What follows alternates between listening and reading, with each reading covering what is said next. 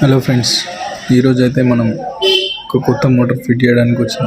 Sir వాళ్ళకి ఇంతకుముందు 3 phase motor ఉంది. ఇక్కడ కనిపించేటటువంటి మోటార్ ఏదైతే మోటార్ ఉందో అది 3 ఫేజ్ మోటార్.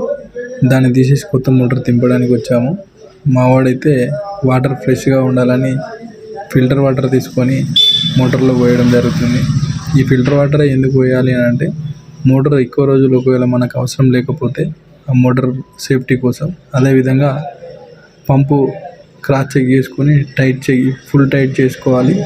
ఎందుకంటే లోపలికి డెప్త్ దింపుతాం కాబట్టి ఎటువంటి ఇబ్బంది లేకుండా సేఫ్గా ఉండాలి కాబట్టి దాన్ని ఫుల్ టైట్ చేసుకోవాలి. ఫుల్ టైట్ చేసుకొని చెక్ చేసుకోవాలి. తర్వాత పంపు కింది భాగంలో ఏదైనా డస్ట్ ఉందో లేదో చెక్ చేసుకోవాలి. పంపు మోటార్ కేబుల్ గాల కలిసే విధంగా సెట్ చేసుకొని ఒకసారి నీట్గా నట్ బోల్ట్ హోల్స్ మ్యాచ్ అవుతున్నాయో లేదో చూసుకొని సెట్ చేసుకోవాలి.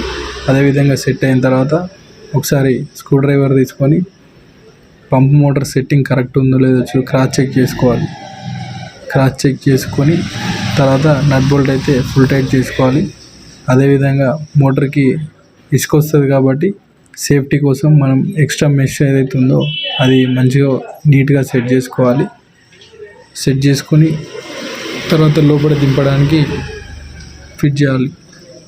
స్టార్టర్ కనెక్షన్ కూడా నీట్గా సెట్ చేసుకోవాలి. కేబుల్ వైర్లు కానీ ఫేస్ న్యూట్రల్ వైర్లు కానీ ఎక్కడ డిస్టర్బెన్స్ లేకుండా నీట్గా సెట్ చేసుకోవాలి. ఒకసారి స్క్రూ డ్రైవర్ తోటి క్రాస్ చెక్ చేసుకోవాలి.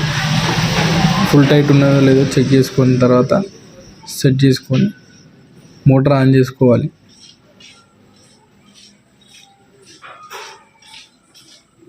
ఇన్స్టాలేషన్ కంప్లీట్ అయింది.